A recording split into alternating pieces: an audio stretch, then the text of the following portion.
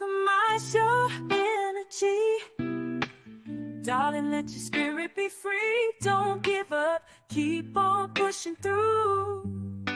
Now is the time, it's all up to you. Alchemize your energy, my friend. Let your spirit be free. Don't give up, keep on pushing through. Now is the time, it's all up to you.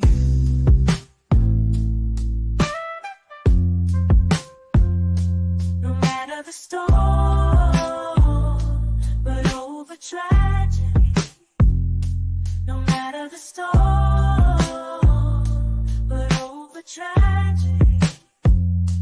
No matter the storm, we will always take flight. Keep on pushing through the darkness of night. There's no limit, let's reach for the sky. Shine so bright, from darkness to light.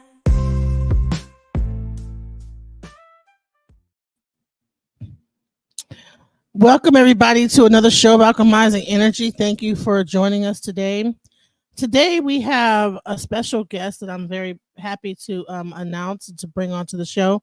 The world-renowned Chief Oluwole Ifakunle Adetutu Alagbede, of Harlem, USA, also known as the Aare of Oyutunji African village in South Carolina, has been a prominent figure featured on television and revered by prestigious colleagues across the globe. With over 35 years of experience, he has been a dedicated lecturer teaching various aspects of Ifa philosophy, meditation, metaphysics, magic, divination, health, and energy work. Chief Oluwole is not just a scholar, he's a visionary who aims to reshape the narrative around ancestral religion and promote happiness in our lives. And without further ado, I'm going to let's welcome Chief Oluwole Ifakunle. Yes. Hello. Adetutu. Yes. Alafia. You know those names right. I love it because, so many people. Yes. The possibility of really understanding what your brand, what it sounds like. So you're doing very well. Thank you. This is my first time reading the whole name. Uh-oh. Right, I won't tell nobody that. So let's get some background. I found out that you were the chief of Oyutunji.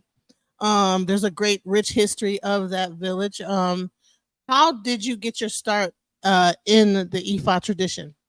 Great question. So one of the things is that through my mother, she was involved with civil rights movements, and she was involved with the various entertaining kind of like dance companies and things that were African dance. There was a really in the late 60s into the 70s, there was this big push, with African culture really coming up. We had actually gone and dealt with really the Nation of Islam, and we had people on the block who were part of the Nation of Islam. So we had kind of lend ourselves to going that way for a little while, stop eating pork and moving in that way. But then eventually my mother got introduced to the Yoruba faith. And so she then introduced me to what at that point we used to call him Nana, which was Oba Al-Surjiman Adefumi I, who was really a fantastic diviner and a very, very, very scholarly, very warm and accessible person. But he was the one who kind of introduced me. And, it's part of the whole thing in culture in Harlem, really. So there was this whole, we had the Tree of Life, and we had Kanya, we had all these different kind of sects, and people were, really trying to find themselves and really taking sheets and cutting them into dashikis. And it was a part of this whole, coming into yourself and peace, love, and hair grease, but definitely really fighting the war and really trying to get a semblance of what civil rights looks like. So remembering in 61, 62, and all straight up and through the 60s, we were really fighting for civil rights. And so part of that was really about reclaiming our African heritage and our African past. And part of that push was the wave in which my mother got swept into, and I got swept in with her. So that's, I guess, the best way to explain it. Wow. So Harlem still has some semblance of that with the that whole conscious community, like that whole street. I think it's West 55th, West 155th Street or something, or 44th Street, where you have all those kind of people kind of outside, like vending, and then you have the Hebrew Israelites on the corner and Sure. things like that. Sure, that's 125th. So you want to say One, 125th, one, which is really the center of Manhattan.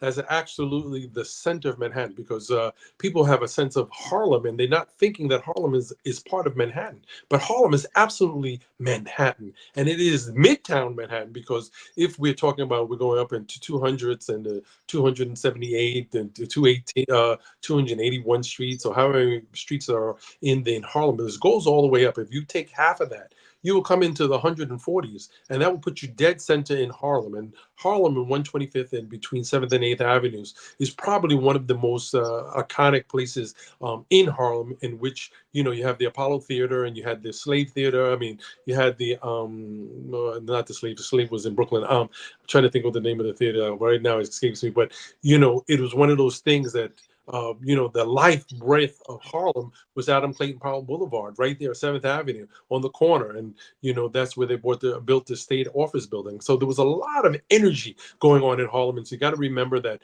really the essence of what people in culture and African culture really took off and comes through. And of course, we know a lot of like hip hop and breakdance, and a lot of that resurgence came in through an African history, comes in 1971, 1972, 1973, where all those things started to germinate and coming in. So there's a very, very rich history of reclaiming our African history, our African past, and moving forward to, just having this sense of really energy where we want to be free and liberated. And this, so that's really what it was. So, did you guys ever clash? Like the Ifa people ever clash with the Nation of Islam people? Nation of Islam with the Hebrews? Because now there's like this clash going on where they're always debating each other. You had the Egyptologists debating the Christian, the Hebrews debating. So now there's like this whole debate culture that's kind of sprung out of that conscious era.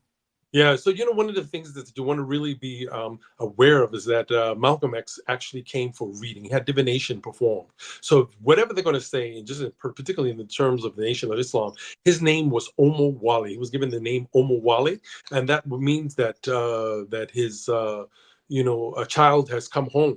And so that definitely is not something that we would say that Nation of Islam or anybody else were having those kind of difficulties. Would even debate Ifa, No, right? it's been Because they debated. were too busy getting readings and trying to find out what they needed to know. It was part and parcel of really having all of them come together. I'm sorry, I'm trying to make sure I got this beautiful look. I want to maintain this beautiful look. So Yes, that's beautiful. I love that. Who made that? That's awesome. yeah, yeah. This tapestry actually I got in Brazil, so it's a very, very beautiful tapestry, and I have a couple of different colors of them, and I just absolutely just think it's really, really divine. But really, the Nation of Islam, and we're talking about Malcolm and talking about he actually got a reading, and his reading was actually the Odu Osa Meiji, a surgeon I first told me the Odu that came up. And so Sam Meiji talked about him, going through and possible struggle and death, leading to death. And of course, we know as things progressed, as things happened, we see that that's exactly what Ifa said, or the Odu of the Delugun came out and read for him. And it seemed to have come and talked and spoke the truth. And so really one of the differences that we would have to, there's no debate. African history, and whenever we're talking about African culture and we're talking about ATR, African traditional religion, we are absolutely the forefront of, before there was any other religion, we're going to say that there was native religion, and people who were dealt with their north, east, west, and south, and the powers of the fire and the earth and the air and all of the elements that were going on. So it's ludicrous for them to be able to even try to have any kind of sense of thing. The Bible is a book of history, and the book of history and the Islamic book is a take off on that. And Judaism comes out of Egypt, so it comes out of it. And when you study it very well, you know that it comes out of Egypt, and all of the people that are practicing, and we're talking about ISIS and the breaking down. Even the word Israel comes in breaking down. You break out. There's a combination of ISIS and Ra. So we're talking about ISIS and Ra, and And we talk L, Ra, Ra. Isis, Ra, and L. Yes. Yeah, ISIS, Ra, and L, and so the three into one and coming together. And so, yes, Egypt has a very, very rich and a very powerful past in being able to have an identification for all of the world religions. But of the world religions, all world religions that you see, Buddhism, you see, Taoism, the different Hinduism, all of these isms and schisms comes out of tradition.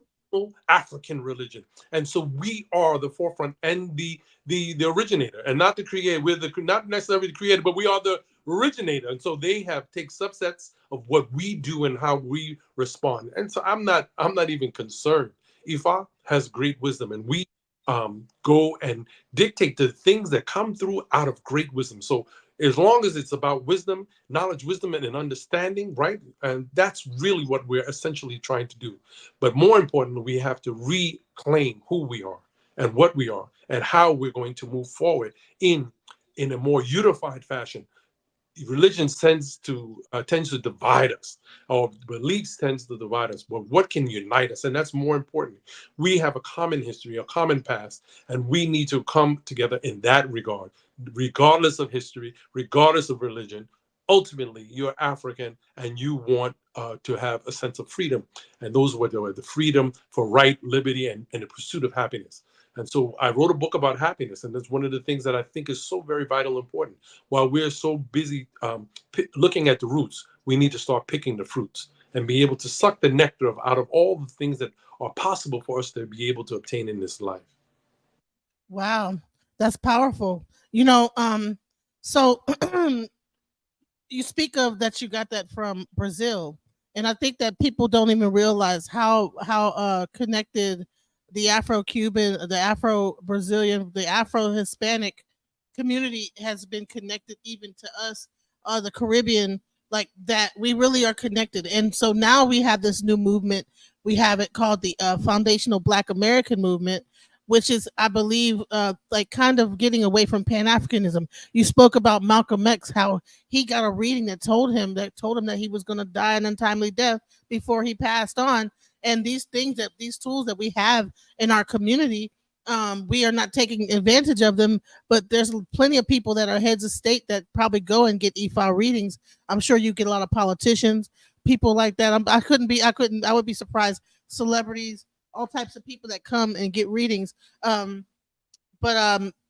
now there's this movement that kind of separating Africans from each other, and it's interesting that the king, the Oba of Oyutunji, passes right when this time has come, when Pan Africanism is in danger, like of being non-existent. Like with this new FBA movement, people are getting away from even being interested in any kind of religion or anything to do with Africa. So I wanted to ask you, what do you think about that? What do you think about the new FBA movement and its wanting to sever ties with the Pan African movement? Well, nothing has really changed. So we have this idea of, Pan-Africanism.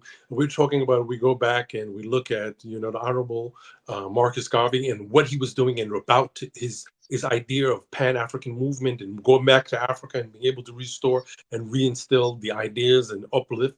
We have to have a hands-off policy in which Europeans are not going to be interacting with what we have.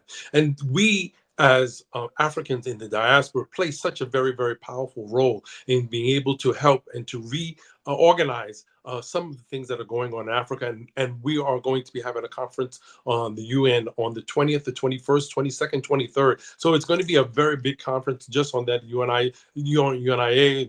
There's a lot of organization, African Views organization, which I'm a part of, an assistant director there. So it is really part of getting those things. I have an African cultural organization, which I'm on the board in Newburgh. And so, we have these things that we have to put together. We have to put organizations, things that are going to be fundamental, that are going to allow for people to come and enjoy, to get activities, not to deal with the festivities. And so part of what the king was about to do and what he was organizing, he was doing some organization throughout the entire United States, where he was giving other kingships. So people of other states were taking on their kingships. And so what that would do is then strengthen the commitment to the way which we would be able to represent and have a larger voice. And so that's very, very important. But we know this is an attack. This is an attack of the Ajogun. We know this is an attack in which we have had in our community constantly. We have this idea of rebuilding. After something is being built up, after something has made an establishment, Oyotunji village has been around in existence since 1970. This particular village, there was another village 1 year before that, and the whole Shango temple, which had various incarnations throughout Harlem, but one of them was on 116th, another one was 118th upstairs. There was all these different incarnations in terms of really getting to sense of what Nana or Surgeman Oba Surgeman Adefumi the first put together, and he was in cooperation with people, various people like who comes out of this movement, which was Nana Deni Zulu, which had the dance company, and we had this just various people that just had so much interaction, and all these people were very, very good friends, and they were the Chris Oliano. We can't ever not realize and talk about Chris Oliano, which is very, very important about talking about those which were the frontiersmen. They were the frontiersmen. People like Edward James, and there was an Omo Eshu, can't think of his name right now, but there's a bunch of people who were these magical people who wanted to bring about voodoo, bring about the resolution. In 1954 and 1956, in those years, they were looking for voodoo. They were looking for anything to take us out of this type of enslavement, this type of treatment that we were doing. And what we saw happen, or what the elders saw happening in Haiti, they saw that they were able to live themselves using their spirituality. The only weapon that we have left is our spirituality. They have taken all kinds of attacks, and they have now studied our spirituality and using our own magic on us. And so while we're busy having these infights between this organization, that organization, and who's right and who's wrong, what's the goal? The goal is to be able to come together in a unified body and to have progress. Like I said, we can study the roots or we can start picking the fruits. We need to have organizations, we need to have companies, we need to have businesses, and we have to produce something, because that's what people are going to be able to do in this going forward. We need something creative, like what you see behind me. That's something which is being produced creatively. And one of the reasons why I put it out, I do artwork and I put those things together, is because we realize that these are cultural things that we can then gravitate. One thing is something of beauty everyone can enjoy. Mm-hmm. So, so I think there should probably be a meeting. I'm going to try to connect you with. Are you already connected with Tariq Nasheed? No, I'm not. I think I want to connect you guys with the FBA movement, the things that you're doing with the UN. I think that might be a very important thing. And I did hear about the kingship that you guys were so far. I think you guys have a king in Atlanta, one in Dallas, and I think that there's one in Tennessee. That's correct. Those are the three. Yeah. So you want to put together these places, because why? You have this sense of putting together a place for everyone. We need each 50 state to have a place so that we can have a unified body. We have to realize that African spiritual tradition has a component that the other religions lack. And that is the ability to be able to look and talk with our ancestors and to have answers to questions. So we have questions, we can go to the nation systems, and they allow for us to be able to contact our higher forces and be able to bring in those wonderful energies that allow us to bring resolve and resolution to situations that sometimes are unseen. But the divination, the tool, allows us to see further than we can ever see. So when you mention voodoo, everybody gets scared. Everybody's like, voodoo, oh no, that's the devil. It's devil worship and things like that. Could you expound on what voodoo actually is? Sure, the word voodoo or voodoo talks about God. So first of all, it talks about spirit, God. And so remember that the energy cannot be created or destroyed. And one of the most powerful things that we have is the idea of energy. And so this is where the mindset of people is being tried to keep them away from empowering themselves. We call upon Oya. Once Oya steps up and starts to move and brings about change, she brings change in such a way that the energy of thunder and lightning and this thing that is affecting the world, it's reverberating through the cosmos. So we have cosmic energy, right? And so we have been taught we have to wait on Jesus, we have to wait on Muhammad to return, we have to wait on who are we waiting for? Because we are the ancestors to return. We are the ones that we have to come together culturally. We have to become sound and understand the purpose of our life is not to be here and not to be counted. We have to stand up. This idea of waiting for something to happen, when and in African traditions, voodoo, we are making it happen. We invoke, we call upon the ancestors, we call upon those who are the forces of nature, the air, the water, and the fire. We begin to call upon the spirits and call into depth the dark vortexes of the world. That's what voodoo is. Voodoo is the active principles of living in life. And so when we were talking about our African science, as Professor Smalls talk about our African sciences, this is our African sciences. And when we talk about voodoo, we're talking about studying ourselves. How do we differentiate ourselves from our own magic? And so what people have done is, in trying to become a part of different religions, is to separate you from your power and your magic, because you have been enslaved to think that voodoo is a negative, when in fact it means nothing other than spirit or power of God. And so that is what we then term as the word ashe. We have different terms for that. The Chinese call it chi ki. They got all that, but it means energy, an invisible force. And then what we do is build our minds to be able to focus and send those invisible forces in a place, in a way in which we can bring about effect. And so until we become really committed to those things that is a part of our African past, we can never move forward. Like the Sankofa bird, look back, so that we can move forward. Mm. So, so the original Oyotunji village was a temple that was he initially the original king, was he initially initiated into voodoo and then got into Isheshe, or was it the other way around? No, so it's really unclear in terms of initiations. I do not know, but he officially in 1959 went to Havana, Cuba, and was initiated to Obatala. And he and Chris Oleano was um, an Agan Jew. So they initiated Surgeon Adefumi the first.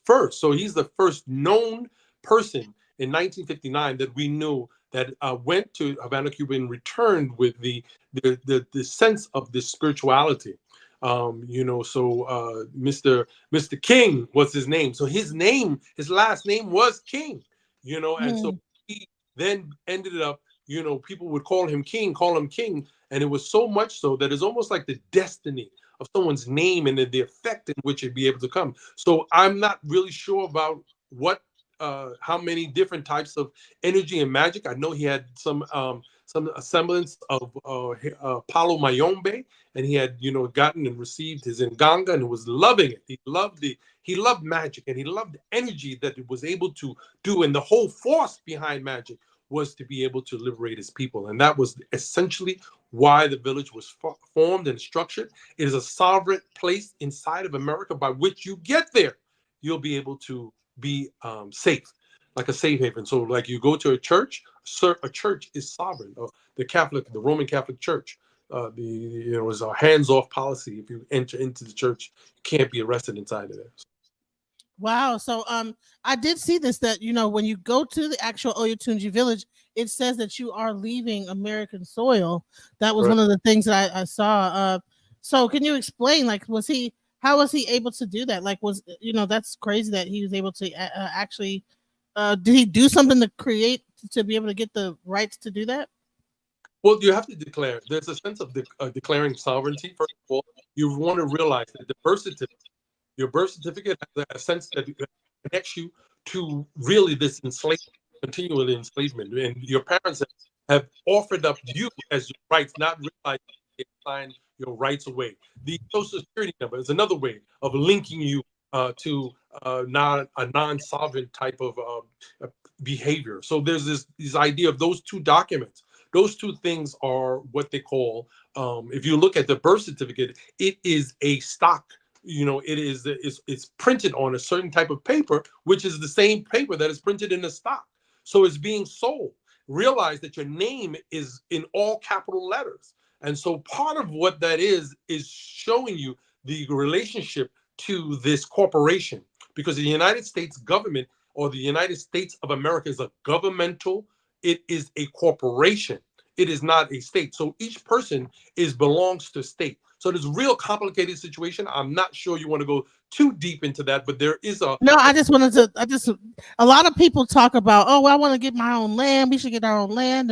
And I'm like, whoa, this guy actually had his own land and actually was separate from the United States. Because a lot of times people will talk people out of it and say, no, you can't get your own land. You can't have land within another nation. And he did it. So I just think it's amazing that he was able to do that. So, we don't have to get all deep into it, but we could probably have another conversation where we talk about land and things like that another time. But it's called a loyal title. So for those who are interested in trying to understand, I can give you a sense of a direction to go, and is developing a loyal title, which is a pure title.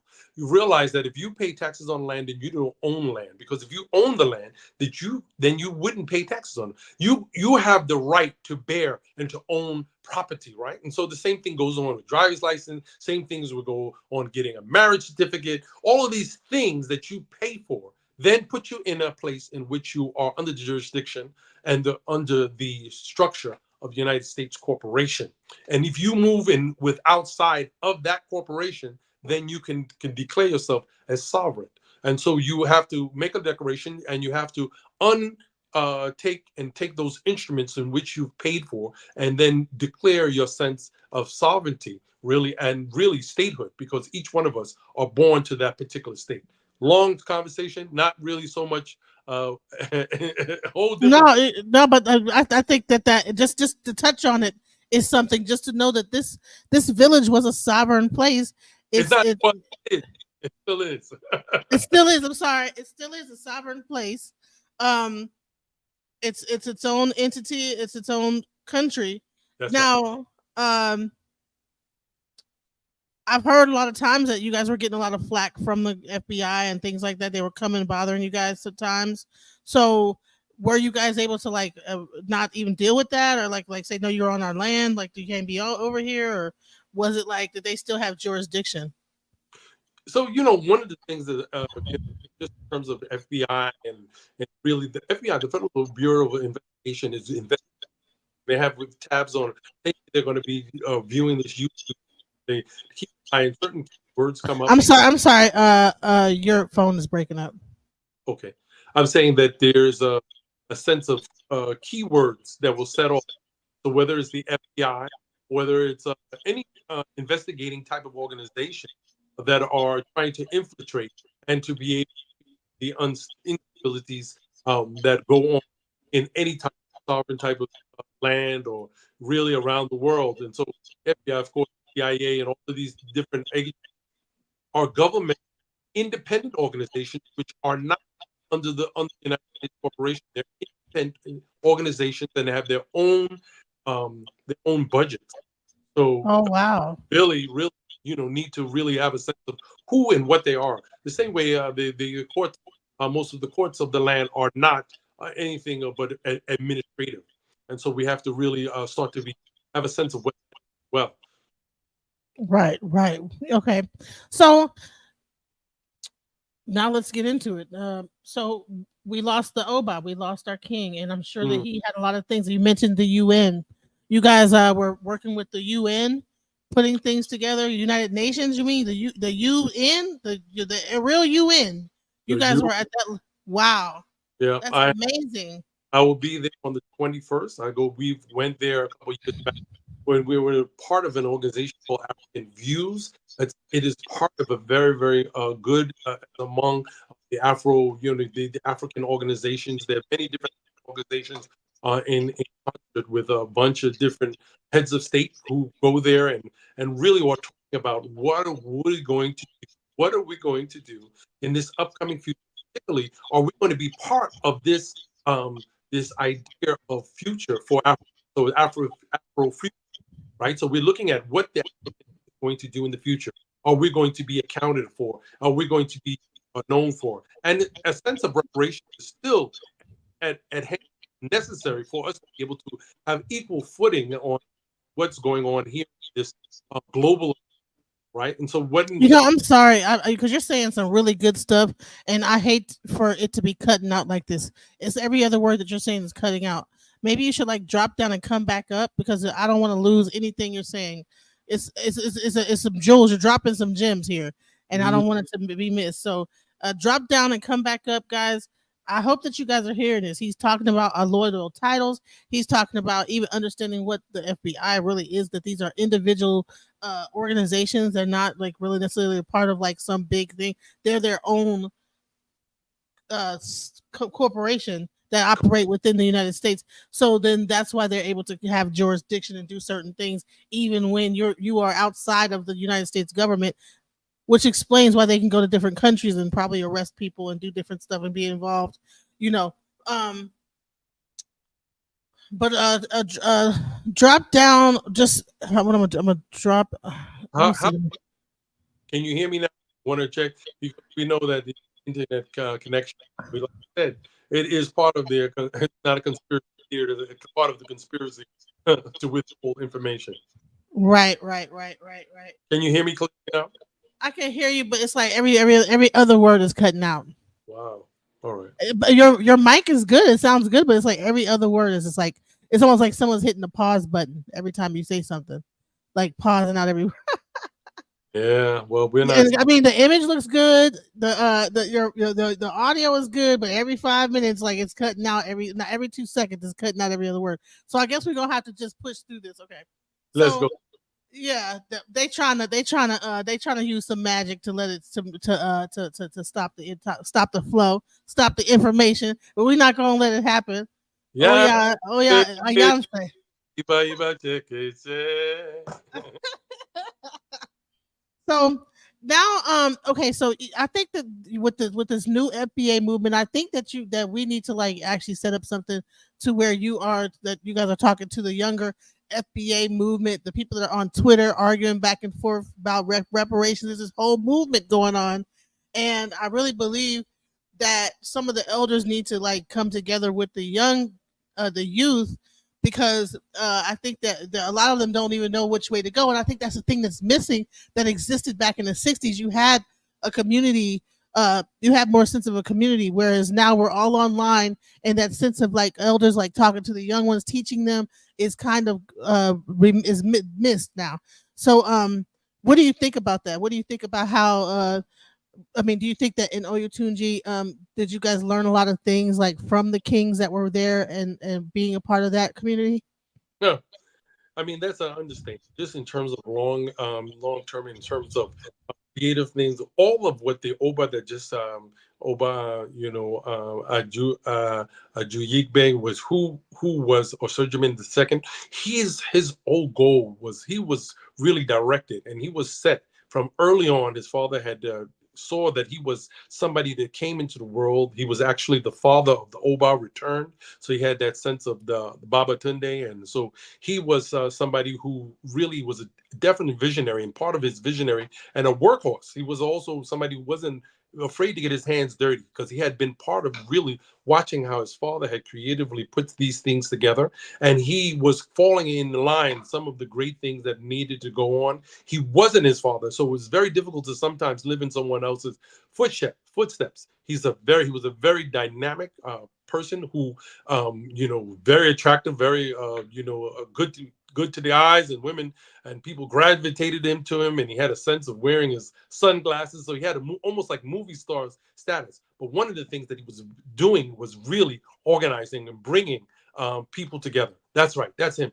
And he was bringing people together as under the sense of crowns. He had 5 different crowns. That's very, very different than, he was had gone and created and had crowns from different places. That's us in the UN. And so he was organizing with different kings from different heads of state throughout the kingdoms. And he had gone to, this is one of the kings that is between him and I, is a king from River State. So he was a king for River State. The other one next to him was from the Dahomey. He's from the Dahomey. He's a Dahomean chief. And then behind him, Dahomean king. And behind him, there's also one of Oba's, right hand men, watched out for him and was there for him for everywhere we went. But this is a great picture of us at the UN and really celebrating, this idea of bringing together this African sense. Here are some kings and queens here. We can always show the kings. We're always showing the kings. Where are the queens? And so there's some queens that are inside of this picture here. One of the queens of the Congo, she's right there with us. The other African princess, I don't know if it's a princess or queen, and then she was a queen. So there is these heads of state, which are valid, and also one of our executive director of African Views is actually in here. This picture. So there's all this kind of sense of what. So this is definitely a different picture of us and standing behind Nelson Mandela. So I don't know.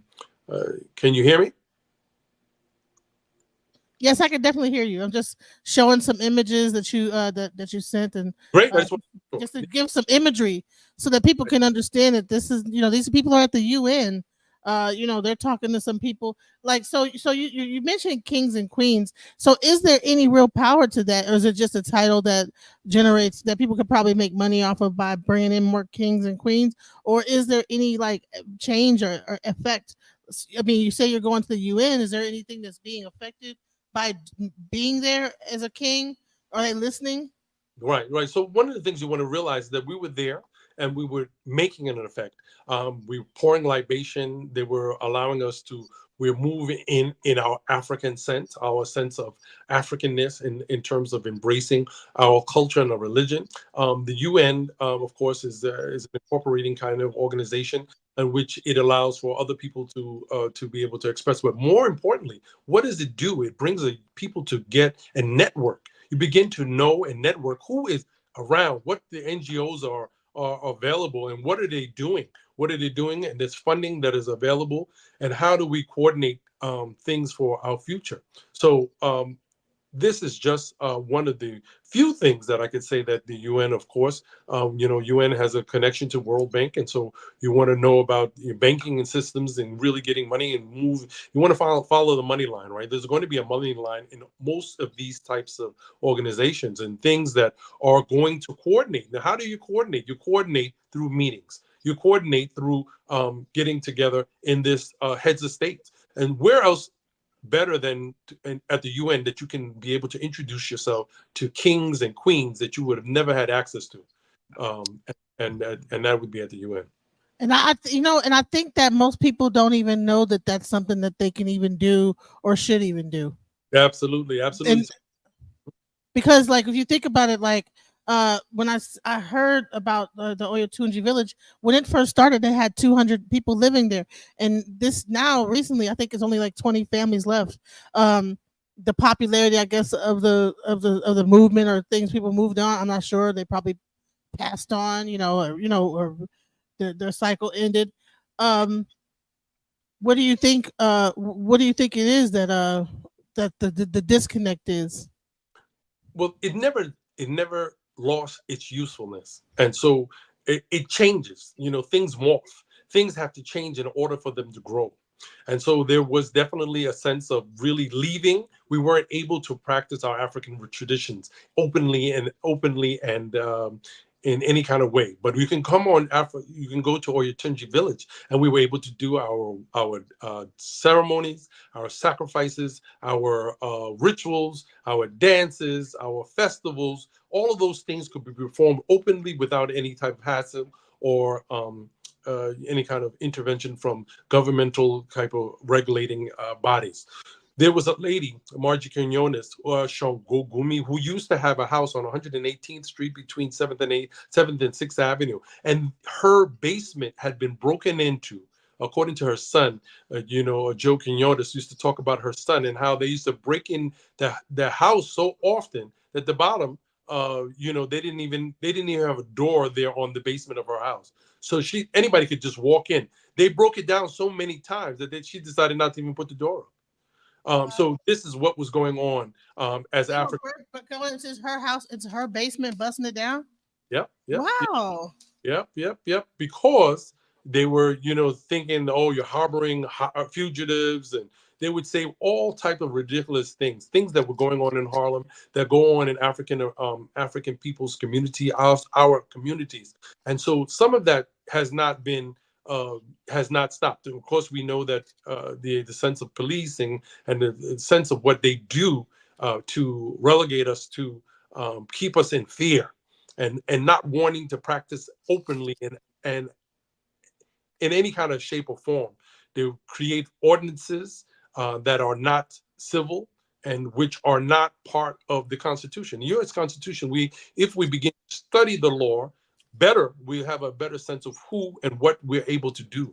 And the more you have a sense of, that most of what people are being affected by is about statutes and codes. And it's not about the idea of this real sense of the U.S. Constitution. The United States, is not the United States of America. United States of America is a corporation. The United States is different. The United States, or each state, has an individual treaty and tariffs, and each one of those places have their own sense of what it is. And so, again, you want to know that to be able to understand about what's going on in terms of development of what becomes useful. People started having a sense of being able to get animals and do things, sacrifices, and to do things openly and in their homes, and not having this idea of where else we could perform and become our African selves. Or that was at Hialeah. Were you guys a part of that court case, the Hialeah? We were not part of the Hialeah court case, but it is part and parcel of the same, in which went to the civil to United States Supreme Court. Yeah, Supreme Court. the Supreme Court decision. We were not directly, but we know the importance of Hialeah in our religion. We know the importance of what was going on there, that allows for us to practice in an open way what we believe and what we are a part of. So explain sacrifice. I know people are like, sacrifice, that sounds like the devil, right? That's always the devil, right? So can you explain what sacrifice is in our religion? Sacrifice is there's offerings, and so you can use ritual offerings, transfer into ritual offerings, which would mean when you go and purchase something in a store, you sacrifice the time and energy and that you were to use to get money, and money is a way in which you then sacrifice to be able to get an item. So you want to buy a set of headphones, or you want to buy some food. What you do is you work and you get money, and that money is then transferred into a place in which you're able to use that as and then when you relinquish it, then that's a sacrifice. You have sacrificed, and so you have to give in order to receive. There's this sense of giving and receiving, right? And so there's this is very, very important to an understanding and doing ritual to you give in order to receive. And so there's this reciprocity, but you have to realize that it's the same way that you put a seedling into the ground. You don't get one seedling in return. It's like one corn seed. You put one corn seed and you get bushels and bushels of corn in return. And so we say in Ifa, we say when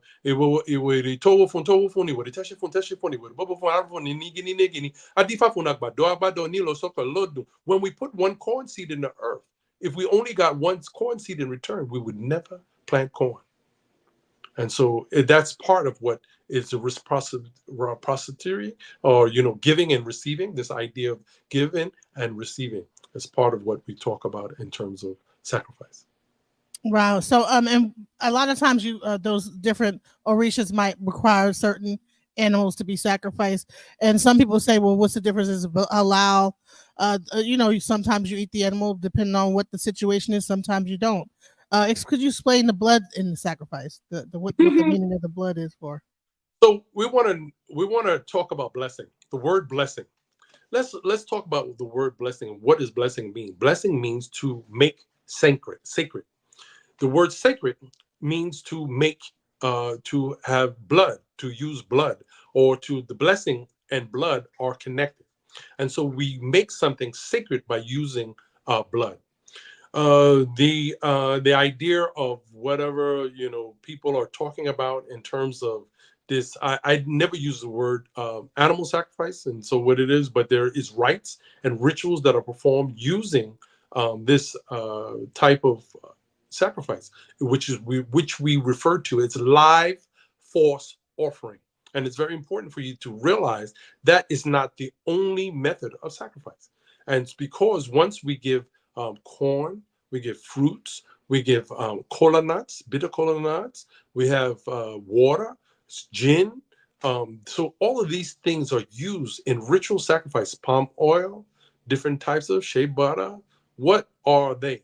They're giving for appeasement, for coolant, to bring about harmony, in the sense of bringing back a sense of harmonious energy.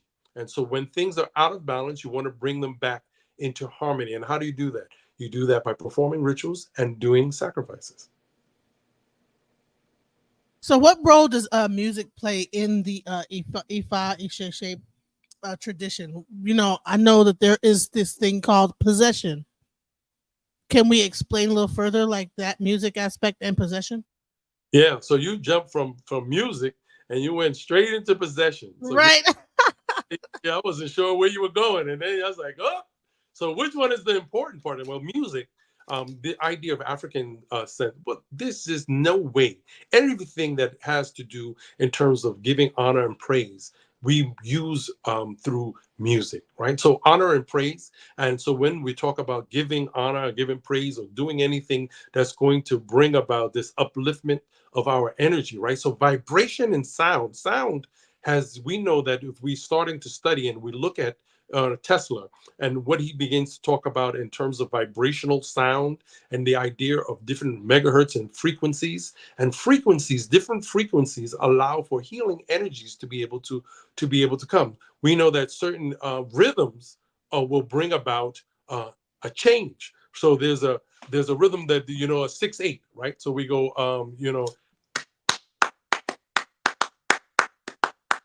or we have mm, mm. So those different rhythms are going to produce a different type of thing. And so you hear this,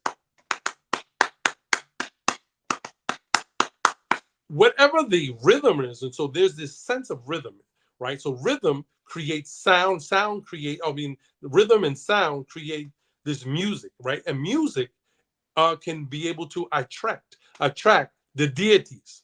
And so we know that vibrational sounds, different vibrational sound, like certain megahertz and frequencies that will allow for us to hear, get in harmony with ourselves. And so those different frequencies allow for us to resonate and to allow for the goodness that we want to establish in our lives and make things better. So it is that which allows for our sense of what music is to make sacred and to make whole and to bring about the energy. And then we, through the music, are able to get in touch with our deities.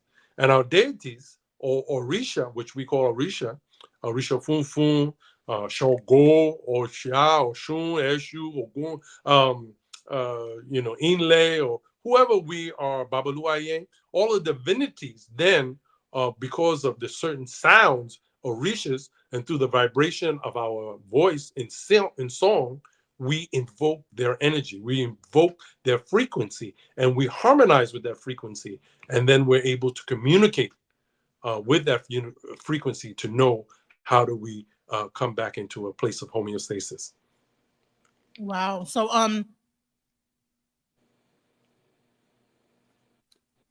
there has been a separation, I believe, in the community, where you have like the Latin aspect of Isheshe, or the Latin aspect of Lukumi, and then you have Isheshe, and then there's been a separation between the Babalaos and the Olorisha. Um, what do you think? What would you say about that? What do you want to? How do you want me to respond in terms of what do you want to know? What's your real question? So anyway, when we How should why haven't it come together? Like, why is there such a? Is it because of language barrier? well, you got to remember. So there's a sense that Cuban machismos and the people who are Cuban have a sense of that they are the original tradition, that they're practicing an old tradition. Um, and when we look at it, we realize that things are practiced differently because of how they were able to retain it. But realize that there has been an unbroken chain in the Sheke community of African religion. There's been an unbroken chain. But they have a sense, the Lukumi community, that Isheshe is one thing and Lukumi is another. But when we talk about the village initially the Surgeman Adefumi the first was initiated in Lukumi tradition. And so he has a sense of both. He was initiated in Lukumi tradition in 1972. He became an Awo. He got initiated to Ifa. So he was able to have his Awo. Then in 1981, he received his ballet. He became ballet in Oyo, in Oyo. So there's this sense of really what was going on, title chieftaincies and things that were going on. And so we realized that the contention is nothing other than style. It's like difference between jazz music and mambo, Mhm. difference that and hip hop and R&B, right? So Mhm. what is the difference? Is it Mhm. music?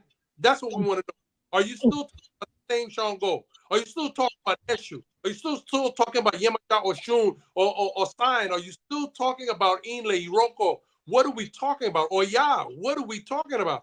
We Mhm. same people. Are your bloodlines, particularly when you come in terms about the direction which we talk about in the diaspora, we are more similar than dissimilar, and we all are one family. When we are all one Africa, and that's what we need to realize. And so, look at me or whoever wants to try to deal, or the people in the Condomble and the Umbanda, what? These are names that move to separate. What is the sense? When I went to Brazil, I go there and they respect everything that we're talking about. We're talking about Obatala. They gave me beads off their neck and I gave them my the day of my wrist in transfer. We transfer our energy. We are the same people. We were taken to Brazil. We were taken to Cuba. We were taken to Puerto Rico. We were taken to Jamaica. We were taken to Trinidad and Tobago, where the wonderful tradition still existing. There were other traditions that were being maintained, and those people then were being transferred and moved around. So while we language? Are we talking about French? Are we talking about Spanish? What are we talking about? We're not talking Mhm. about blood because we're talking about one people, one bloodline, one Africa, one people that should come together and unite under whatever we have that is common. And Orisha is common. We go to Ogun in Voodoo, we have Papa Ogu. When we go to Voodoo, we have Papa Legba. Right? Now they may have some other deities that we call different names, but we recognize the energy, the force. And Mhm. so when we go to Senegal, go to Mali, right? They have similar divine, and there are similarities, and all of them are going to come together in one umbrella in saying that they are of a tradition. And so you may represent them different, you may see them different. The me people like to call a rumila or rula. A rula is in Yoruba it means okra, so that could not be the same divinity. But we know who you're talking about because we got the king. So and the Chinese people don't realize that they're talking about the same thing we're talking about. And if you look at the Korean flag, you will realize that the Odus of Ifa are right there in the Korean flag. The four Olodus. What are we? What? Yes, Oh we're all man, I one. gotta bring it up. The Korean flag. Wait a minute. Yes, we are all one people. What do you think the Tao is? The Tao is the light and the dark. What do you think is the computer? The computer is the IFA system. What do you think that these people are talking about? We are one people, one sense of, and everyone is and has the same sense of light, dark, and right. So we have inside of us our vibrationals, and so this vibrational, we talk about light vibration, low vibration. See right there, this is the those are the odus of IFA. Those are Ijugbe. That's Ijugbe. Oyeku Meiji, Iwori Meiji, and Idi Meiji that's being represented in their flag. Wow. And so the sense of the gap, of the light and the dark, the combination of there's always some light and there's always some dark, and this interplay between what is Chinese, which the Chinese, oh, this is our, well, the I Ching, the I Ching, what we call I King. If you hear what the Chinese, they call their system I King. They don't call it we say I Ching, but they say I King. Well, what does the Babylon read with? I When you're King. banging, I can't. You can, yeah. Exactly. So it's the same thing. The more we separate. So now we're talking about this geomancy that comes from sand cutting in the. If you look up geomancy and you look at what they're doing in terms of sand cutting and what the geometrical configurations of sand cutting and what they're doing, they're using the Odus of Ifa. Same exact thing. All of these things have their similar roots, and we go back to looking at the roots and realizing that if we come together and start to pick the fruits, that really we are the same people. We are all worshiping the same light and dark. We have this energy force and this force of energy, which is ultimately what we are dealing with. And it's not until it's the only time, and when you Mahatma Gandhi said that once a man begins to think and say and do things together is when he's going to find their happiness. There it is, right there. Odus of Ifa. This is being, and so you see them being broken down and coming into the light and the dark, and really more importantly, you see them showing the energy systems in which they are being represented, and stargating, star lighting, and all of these things that people are thinking, oh no, that's us. And what do you think the energy? What do you think the energy or the I Ching system is doing? What do you think the I Ching is doing? What are they doing? What is the Qi Gong? Qi Gong is force, energy, right? This is the same thing that we call Ashe, or the invisible force. So when we begin to look at the different words they use, don't get confused that we all have come up with these ideas. And these are all African in their nature, ancient ideas. They're not new. This is old things, and that people are starting to reinvent, try to reinvent and try to reassemble. But there it is, another thing. Look at it. That's the Tao. And studying the Tao. And if you look at the I Ching, that's the I Ching. The basis of the I Ching is only 64 hexagrams.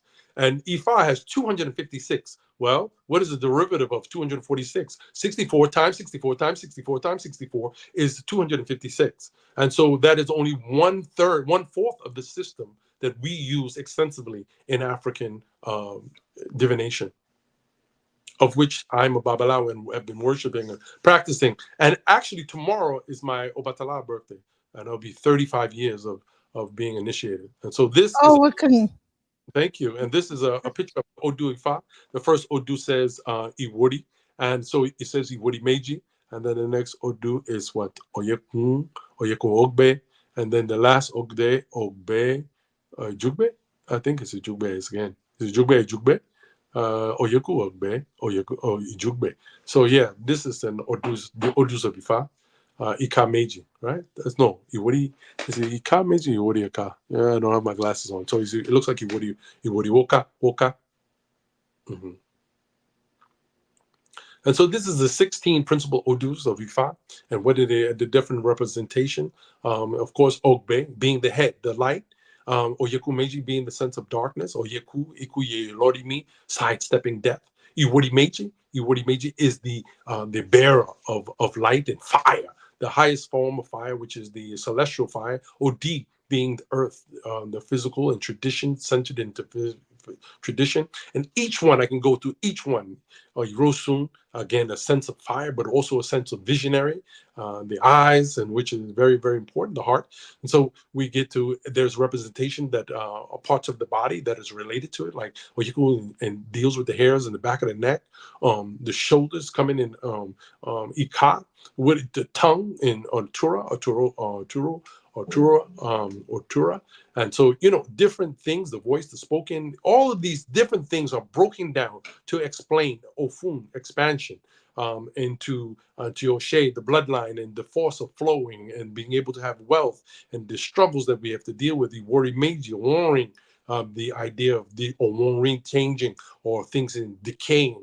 So there's just this very, very rich and vast understanding of when we talk about Odus of Ifa, 16 major Odus that then are combinations, 16. Then there are Omo Odus, 240 Omo Odus, a combination of 16, and then the 240 then will allow you to have their 256 different combinations.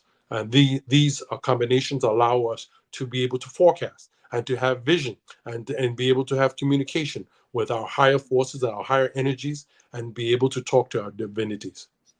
So, and I wanted to also make it known that when you guys are doing your divination, it's not, you probably are getting messages from your ancestors, but it's a mathematical formula, almost like you're going into a computer, a portal, and this number is coming out, and then there is a specific, like a database, that you kind of grab information from. It's almost like a computer, you're like when you type in a program, this comes spits out of it, and this is what of the universe. You know what I'm saying? That's what I was. So You're absolutely right. So it is a computer, and Babalaos are the divinity, are definitely have a sense of depth, and the word fa or Ifa means to have memory, and so this word memory allows for the idea of what a Babalawo would do. A Babalawo would then have a sense of memorizing these things, and taking claim and holding them into the repository of their minds, to then to be able to create this energy force and be able to have a sense of vision, the sense of depth that an Ifa priest has to go through, and the rigorous training that is necessary for one to be able to partake in this level of committed knowledge, is to be able to then take and transforms an ordinary man into an extraordinary man. And so Ifa is being able to is the sense of being able to diagnose, treat, heal, educate, and adjudicate, and being able to forecast, right, and witness, and to be able to see the forecast, the future, the past, and the present, because the past and the present are not existent. What we really have is the now. So and we, I was gonna say is that were you guys not the doctors? yes, with Was the it? scientists, the magicians, the pharmaceuticals. We were the repository of culture and religion, as well as the keepers of the secrets of all. Babalaos, or they were the high priests.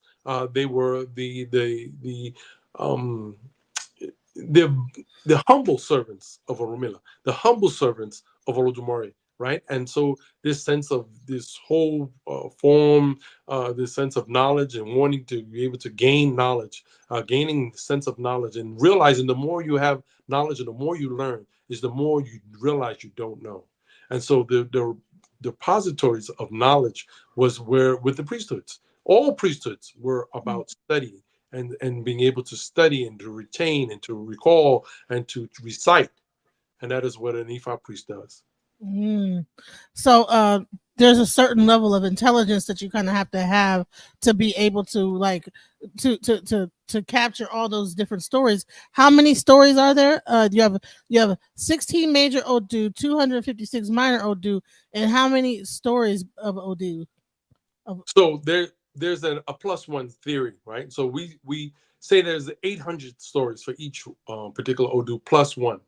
So that allows for things to continue to develop, and to continue, and so that we know that knowledge is not it's not stagnant. It is continuous, and so that it is the plus one of adding on, and to be, is this the same way things change, and the more they change, the more they stay the same. But there is a sense of this idea of plus one, adding more to what has already been established by the elders. And so there's room for development and continued development. So there really isn't an exact story number. I studied with Wande Abimbola, the Wisha Agbaye, and he said that, this idea of plus one is so very vital in form, and it's also the idea in which computer programs are put together. And so they're put together in the light and dark, or the ones and twos, which is the same thing that the Odu is fabricated with. There's a great book about Socrates. Sophie Oluwole put that book out about Socrates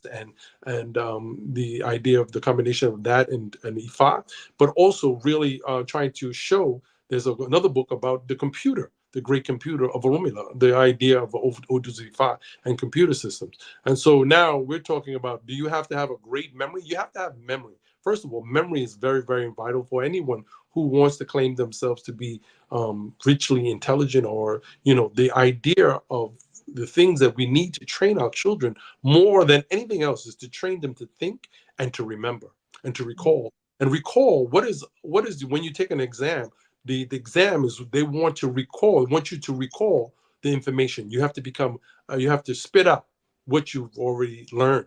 And that's what is supposed to be an exam. It's supposed to be a measurement of that.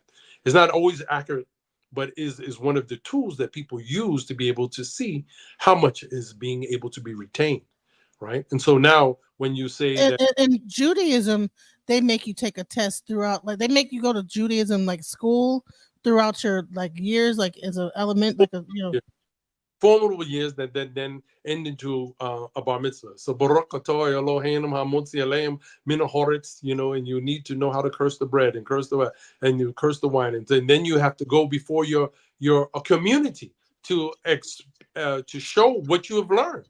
And so that is what they call a rites of passage. And so African rites of passage is part of what a right to passage, the right to become eligible for marriage and to become part of the society at whole. And you have to express what you know. And so that's part of what initiation is. And what should it be? Initiation means that it's the initiation or the start of your knowledge, right? Your start of your priesthood, right? So, but initiation doesn't mean, oh, I've got it and it's done. No, it means you just started. Started, yeah. Right? Initiate, right? When you start something new. Correct.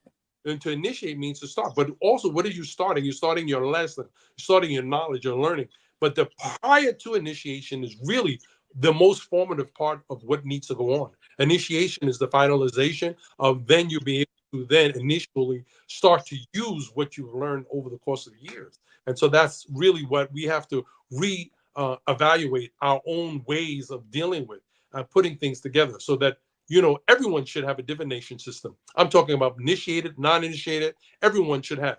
The non-initiated systems in southern Senegal, they have systems of knowledge and information in which divination is a very big, powerful tool for little children to have. A 4 and 5 year old child has a 3-calorie system in which they're able to then determine and know the outcomes of what's going to happen. There's a divination system of 12 and 16 calories where you don't have to be initiated. You don't have to be initiated to throw tarot cards. There's not initiation, but there is a sense of knowledge, and you're able to get a sense of empowerment through being able to determine your own personal future.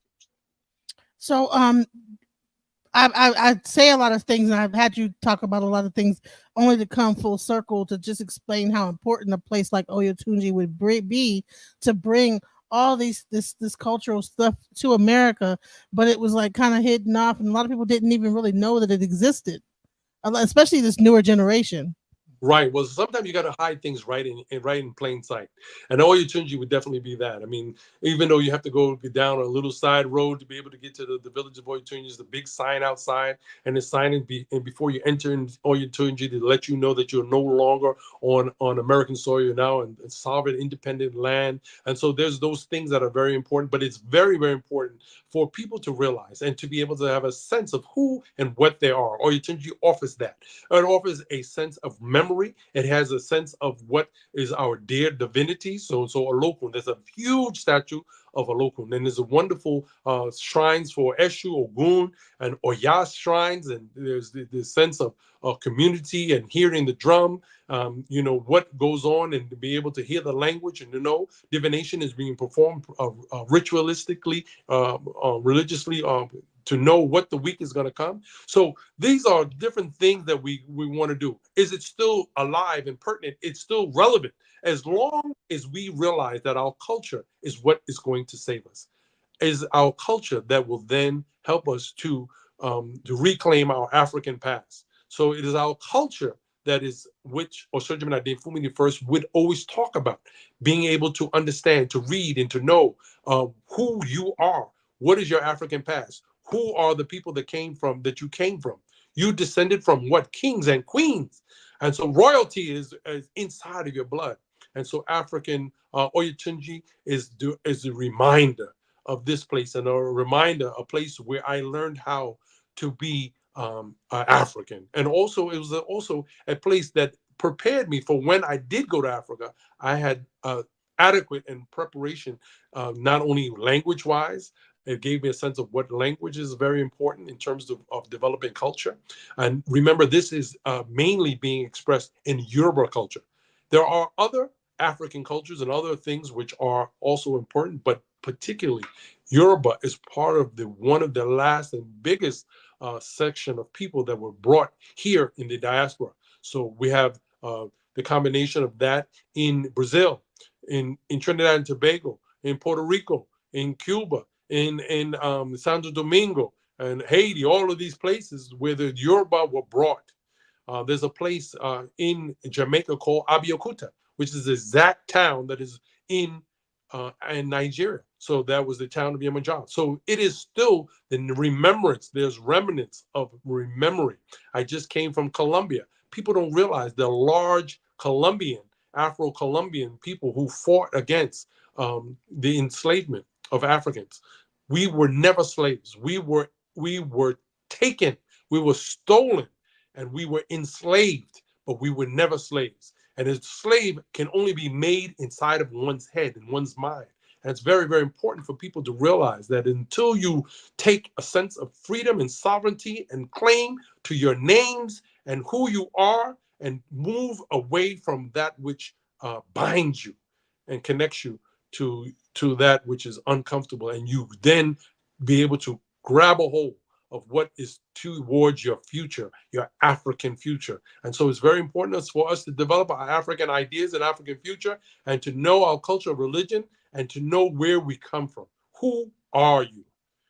And that's very important. And Oyutunji is very good at showing you, giving you a sense of at least one section of who you are. So the king has passed on. What is the step forward? What is the path forward for Oyutunji? You're saying it's still going on. It's still alive. It's probably sad. People probably grieving, but it's still going on. It still moves on. The village still lives on. Oyutunji still lives. Our king has Obatowaja, Obato Tawa, that he is gone, but he's here, right? And so he's hiding. You don't see him, but he's here, and he's still action. He's still in function. He is somebody. Our kings, Osurjimin Adefumi the first, Adejube, Osurjimin the second. They were our kings, and they still exist. Their energy still is there. Their legacy still lives on. Oyutunji still exists. The power and energy in which we're going to not allow anything to be unbroken, and so. We will elect, and through divination and through all the different things that are necessary to bring and to be able to form how we're going to do. This is not the first time Africans have had setbacks. We've had setbacks, but we're going to set ourselves back to move forward. 2 steps back to only move 125,000 steps forward. So we will continue to exist, and it is our purpose to allow our king's honor and his memory to be upheld and to be recognized. The pictures that you're seeing there was of him with other kings, and he was a king. And King, as Queen Latifah sings her song, King, he was a king. And he was doing his thing. King, representing us. And On his thing, King. that's right. So are you going to be becoming a king pretty soon? No, my idea is I'm an Awo. I'm worthy of Awo. I'm worthy of Awo. You know, I'm a voice box, right? So uh, I am an protocols manager. So I manage protocols and things that need to be said. I'm not afraid to say them. I'm not afraid to be able to see that as things are going to happen. Um, at this point, I don't foresee myself taking on at this age, becoming trying to king or do thing like that. But leadership and roles and position, chief, I've gone far enough.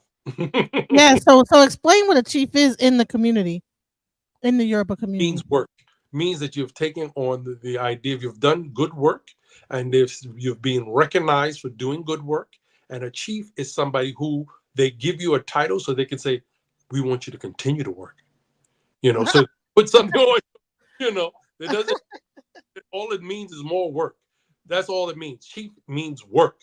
Continue to work. You've been doing good. We see you doing good. Keep going.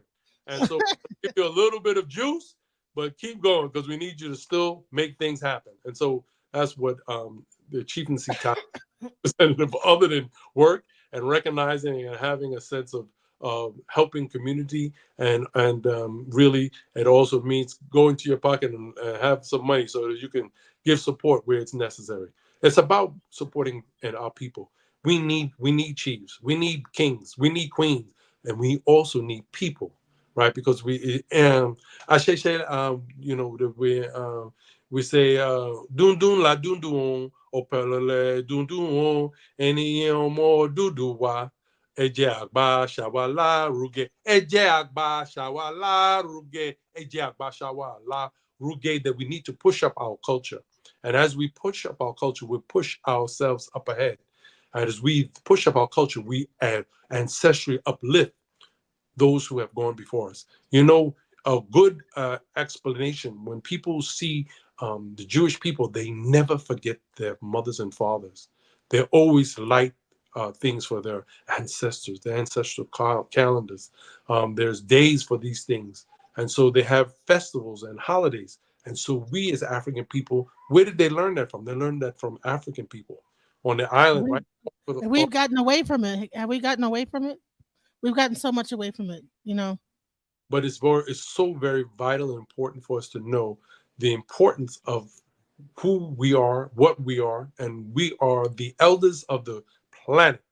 So we are the kings, the chiefs, those who are giving credence and life to all those who are on the planet. We have been their teachers, and they have come and sucked the nipples of our African princesses and queens, and those mothers and those wet mothers. Then have fed the world. We have fed the world with our Right. and understanding, and so it's time far long for us to proclaim who we are, what we are, and not be afraid of it. So I really want to thank you for coming to my channel. There's so much that you can cover when you get into this, and it's like I feel like we haven't even scratched the surface. There's so much to be said. There's so much more information. I mean, even when it comes down to the community of it all, when I got initiated, it was my first time. It was a very loving ceremony. I actually went to Cuba. But you know what? One thing I say is that we need more American practitioners. We need more initiations going on in America because it's one. I mean, it still has the same ashe, the same power. But when you can understand what's going on in the ceremony, when you can hear it, you speak to the language of the people, it's a lot more powerful because you can understand the ceremony. Of course, a lot of things are going to be spoken in Yoruba, but there's also that element of just even understanding like the prayers, understanding what's happening, so that when you're even able to retain it, because if you're going to be bringing people in and someday initiating them, it's great to really understand what's going on, and a lot of things. I'm not sure what you want to be clear, but because you're going about it because you're talking to me, but for a listener audience, they may not know what you're talking about, and I want to just clarify that you really are talking about how important it is to have a sense of knowledge when one is in embracing culture. And when you embrace culture, there's a cultural language. So there is a language in which is necessary that is spoken between priest to priest. There's language that is spoken between initiate and non-initiates. And so some of your listening audience may or may not understand what you're saying. But me as an initiate, of course, I understand. And so what she's referring to is the idea of the importance of language and the communication skills. So the need to be speak Spanish, whether it's speak Portuguese. Eu não fecho português, não entende nada, but I speak a little Spanish, a little bit of Portuguese, a little. I have a little knowledge of Islam. I have a little sense of what it is to be going to Japan. I've been to Korea. I've been to all the different places to try to study and get a sense of really more of what is out there in terms of religion and language. I have been in many Jewish temples over the last 40 years. And so I've studied, I've been with rabbis and all of them. And so we have a sense of not knowing that they're anything other than what they are, men of wisdom. And priesthood is a place in which people want to be a part of community. So oftentimes we hear this word priest, priest, priest. Well, priest means someone who serves the community. Do not call yourself a priest if you do not serve the community in some way or capacity. And you are a priest because you have this channel. You have a way of serving the community. That's another way of how you're showing your priesthood. A chief comes to the aid of those who are in need, gives direction. That's what a Babalawo does. That's what he does. He gives direction and gives people a sense of what they need to know as we move forward. So what we need to know is that we need your support. We need everyone to have a sense of getting on together and agreeing to not to disagree, getting to agree that we're going to support one another, one another's events, another one's festivals, and to be able to have a sense of African past and moving forward, united. Because Amen. united. We stand, and Oyutunji does need help. They do need people to come in and just show some support there. Um, Hey, it's hey, people, any rere, la umao, any rere, la umao, any rere, la umpe. That we are looking for good people. That's what the song says. The song says we're looking for good people. Any rere. So if there's good people out there, and there are good people with good hearts, and I have a sense that of renewed sense of people and the idea of people wanting to do good, and so it is a sense of wherever you're at in your communities, put together organizations that are studying your African past, put together places where you can study your history, and more importantly, try to find out what is your personal ancestry. So talk to your elders. People want to know how to join. They want to join the religion. They say, I want to join your religion. The joining the religion is joining yourself with your ancestors first.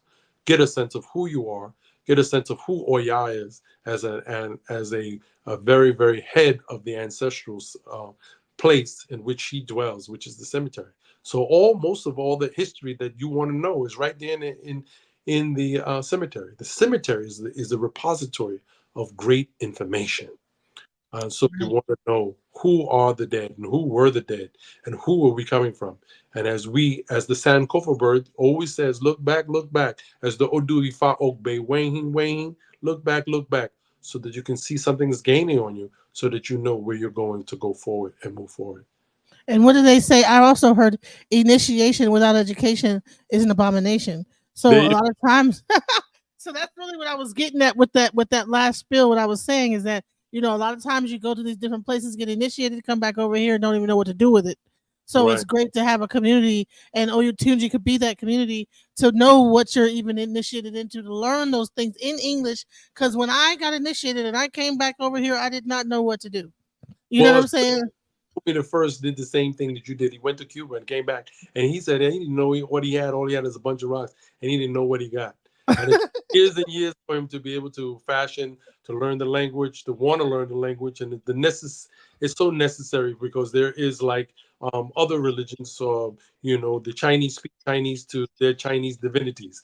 The Indians speak Hindi to their spirit. The Hebrews speak. The Jews speak Hebrew to their God. And so why not you as an African speaking Yoruba to your God, Right. speaking Wolof, or speaking Mendi, or speaking Kikongo, whatever it is, we need to. There's a resurgence of Kikongo study, and so a lot of us have Kikongo blood as well, or Bantu blood, and so Mhm. it is really that thing that is very, very important for you to understand, and that which is sacred for us is who we are.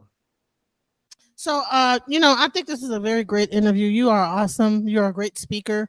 Asha. So many of our babalaos, these individuals are very, very. They're a breadth of knowledge.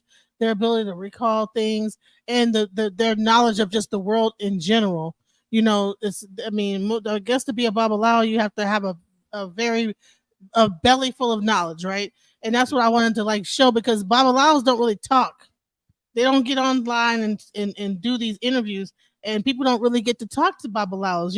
A real Babalao is too busy, right? And he's really busy. I mean, for him to listen, he just got back from Colombia and everything. Like he took the time, and I'm so grateful for him to like take this time out because I'm sure he's busy trying to plan a trip to the UN and all. He's got some real serious stuff going on, and he took the time out to come to my channel, to our channel, to Alchemizing Energy, to bring darkness to light other situation with Oyotunji. I hope that if a lot of people are going to be on the replays watching this. I hope that the ones that do get to see it, please show your support to Oyutunji. How do we show some support to you So you to can look Oyutunji? at the Oyutunji village, and there is a you can always send the any kind of donation you like. We really are asking people to plant a tree for the Oba. So if you want to do something that is worthy, if you don't feel like you want to sell a monetary gift, please plant a tree in the honor of my Oba, allowing his life to be a legacy. And I always say plant a fruit bearing tree, and so that legacy of life could be given to someone anywhere, somewhere else. I also have a channel which is, Ifa says. So those who are interested in what Ifa says, and you can I have some videos there. You can always type my name. My name is spelled wrong. It's W. I can look at www.ifakunle.com, ifakunle.com. Nickname Babala Harlem, but you can put Ifakunle. I'm, as the Oba used to call me, he used to say, you're Ifakunle Agbaye, which means of the World Wide Web. He used to make that joke to me all the time. So, yeah, so if you're interested in knowing and developing, having lectures or lecture series by which, to able to have me, thank you for that. That's my website. That's commonly, there's a direct line. My telephone number's there. I'm not hiding. I'm hiding in plain sight. So there's someone who you can use me as a resource. I go to Jamaica every year, a couple times a year, and I do lectures there. I go to Trinidad and Tobago, know me very well. I've been to Cuba several times. I've been into Portugal, and as well as to Brazil, and been to China doing lectures. There are people, Babalaos, and people who have had me out in Portugal and what is it? And to Japan. And so Japan, wakalimashika nihongo desu ka? So they say if you speak Japanese, you can get me there too. So we have all this sense Well, of how many languages do you speak? I speak a combination of about six little I see little bits and pieces of about six Oh languages. wow, okay. Enough to get you through, to the airport and you know, Some into the hotel. enough to get me in trouble. Right. Oh, okay. Uh oh. Because you learn the curse words first all the time. I mean, every language you learn how to cuss somebody out first. So I really would like to thank you. Let me bring up the Oyotunji website really quick so that people can go see it. Tunji. Is it And online? Is it probably send a link to you that you'll be able to use if like I said, mostly at this point, because of this idea of people worried about fraud, we can visit all you too. Why don't you come down to South Carolina, Beaufort, South Carolina, or Sheldon, South Carolina, and be able to see. the place in which we're talking about, and see how and which you can go there and bring assistance. Oyutunji is the kingdom of Oyo is still alive and well, and people are going to be having festivals. There is going on October the 5th. There is going to be a wonderful time and celebrate the life of Oba, to Oba, Ade, which we call him Oba Ade, and I knew him as King Ade. That's right there is the only Ife, who is the head of all Yoruba kings and as well as of the religion Yoruba people. He is the Omo Duduwa, and he is very, very powerful in the direction of the acclamation. Is this similar to like the Pope? He is the Pope, Huh? the real Pope. The Pope, Huh? the Pope has to bow down to him. Really? Hmm. So if the Pope and him were in a room, he would have to bow to him. He's the high king. Wow. High king. He's higher than any Pope. Yeah, he's a high king. Wow. That's Absolutely. see. The queen of Queen Elizabeth. Um, Uh-huh. there was only one king that she was known to bow down to, and it wasn't this. He wasn't the Oni, but she was known to bow down to Haile Selassie. Wow. Okay. Queen, she had to bow when she got in the room with Haile Selassie. Wow. That's crazy. Okay. Yeah. Wow. So these are all the kings. So these are all the kings. Well, there's the king that you're passing right there in the red. That's Osojubin Adefumi the first. Not all but he is of course, the lineage in which the king that just passed, Ade Yin Jube, he was his father, and so yeah. And this king had the crown for almost 20 years, and he was able Oh, wow. do so much with the crown, because the idea of having a crown is really doing the work. It's all about the work. It's not really as glamorous as people think. You hear problems all day as a babalao. You hear problems as a king. You hear problems as a chief. That's what you're doing. You are a resolver. Bring about resolve. Right. Change. Right. Right. In the community. Right. Correct. Mm. Okay. So this was a very insightful. We're gonna have to bring you on another time so we can really even get it more deeper into the spirituality of things. I just wanted to like just discuss a lot of different things right now, like to kind of get like a idea, to give people an idea of different concepts, from a high level. But as time goes on, I would like to bring more knowledge. I think I have another Babalawo who's an Oluwo from Dallas.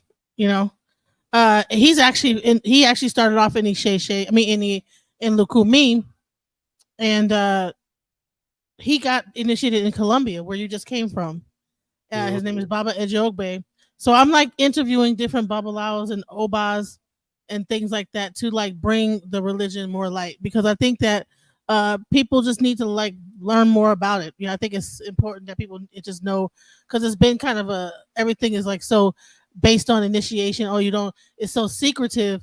But I think it's time for us to kind of come out of our shell of secrecy and start to begin to deal in the general community so people can be aware that this even exists. Well, absolutely. I mean, that's one of the things. So I have a nickname. Another nickname is they call me Hollywood Babalao. And that's because, I've been on National Geographic with, and with The Story of Life with Morgan Freeman. And so I've been on, different programs. I was in Newsweek magazine. I've been on national syndicated television shows. I've been nationally promoting our religion, really trying to disclaim some of the negative things that they associate with African spiritual traditions, as well as the idea of what voodoo really is, and so what it is and what it isn't. It's very important for us to then realize that what people are doing when they are downing your African tradition and your African culture is to not allow you to be able to be empowered with that energy which exists, the native forces, the forces of nature, which is in force. You are a powerful individual. You are coming with a sense of energy and force. I have a new book that is going to be coming out, and it's going to be called Bliss, Vibrate Higher. And that's really about vibrating higher. How do we vibrate higher? How do we get to a sense of vibration by which we can bring about change? And all of it is from your mind, your thought, the core sense of what and who you are. And at the center of your core being is to be able to vibrate. And if you vibrate and you begin to have a sense of vibration and rising in vibration, if everyone rises their vibration, we all will be so much better for it. Where can we find your book at? You can contact me at my website www.ifakunle.com. You can find it on Amazon. How do we get it on Amazon? Where do I like type in Ifakunle? Yeah, you can type in Bliss Baba Ifakunle or Baba Oluwole Ifakunle, and it will come up. Baba Oluwole Ifakunle. I spelled my name wrong, Ifakunle, but yeah, that's it. You can get me there. If Baba Oluwole Bliss, and I hope you will find that it is so very insightful in helping people to develop a sense of happiness. Bliss is the highest form of happiness, and it is where people have a sense of um, people are looking for something and they don't know what they're missing until they realize they're not really happy, or they realize they're happy but they're not. And there's my book, not getting to the place of absolute happiness. And so the highest form of happiness is called bliss. And so part of what I discuss, and of course, if you're interested, go and look at the reviews. I have only one person that gave me one bad review, and he, of course, would be my dad. He Your dad gave you a bad review. didn't give me a review. Everybody gave me stars, and my father gave me 4.5. Something like that. I Wow. that joke is true though. I was like, everybody gave me 5 stars. Dad, why you do that? Wow, Lord have mercy. It gotta be the father, dude. That he's Yeah. gonna bust your balls. Like, nope, no. Do better, do more. It's all right. I can't give you a full amount because you won't work harder. Pulling it up, you're getting it so they can see Bliss. But yeah, and like I said, the new version of Bliss is going to be it's all on vibrating higher. And so but this book is really about coming into your core self and your core sense of believing, dealing with your health and your breathing, getting a sense of direction, giving a sense of thought, and how do we think? How do we think better? How do we do better? How do we deal with people?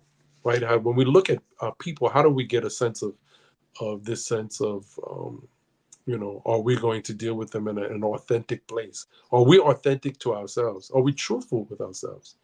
And how do we do those things and grab the hold of those things and find happy? Bliss is my wife. She's a radiant rose, and I always Bliss, happiness is my baby, and is my wife, and is one that I've connected to. And so I do go around the world trying to preach happiness to the world, and Oh wow, that's make beautiful. That's beautiful. So yes, I've put your I put the first link was just crazy. I don't know. I don't know what happened with that. I just tried to paste it and it just. But I found a better one. I'm not sure if that's the best one. I really thank you so much for coming here. uh, Hope I can have you back sometime soon. Maybe when you come back from the UN, you'll have some good news. Come back and tell us what happened. I'm definitely gonna talk to you offline because I want to connect you with some people that are doing some things or trying to do some things that you might be able to help them with. They might be able to help you. You might be able to help them. One thing I like to do is connect people. That's what I do on a regular basis is connect people. I'm a conduit. So nice. thank you. Land. We need more land. We need more land. Give Yeah. so we can build, and we have to Well, build nation I can building. show you. I can show you where the land is too. I've been able to find the land. So, it's just that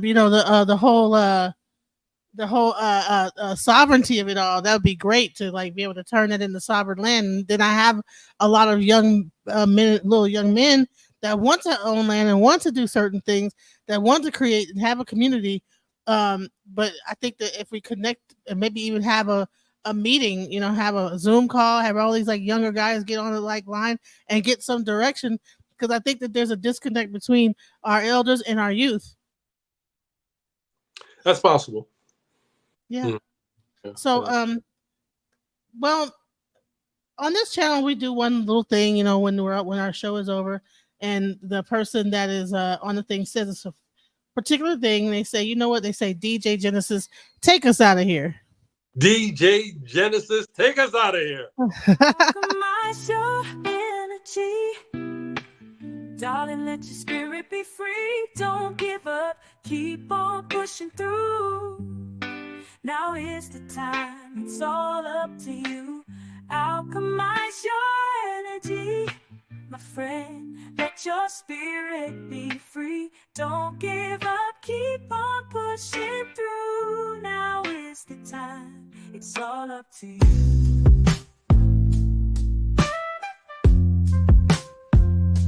No matter the storm, but over tragedy. No matter the storm, but over tragedy. No matter the storm, we will always take flight. Keep on pushing through the darkness of night. There's no limit, let's reach for the sky. Shine so bright, from darkness to light.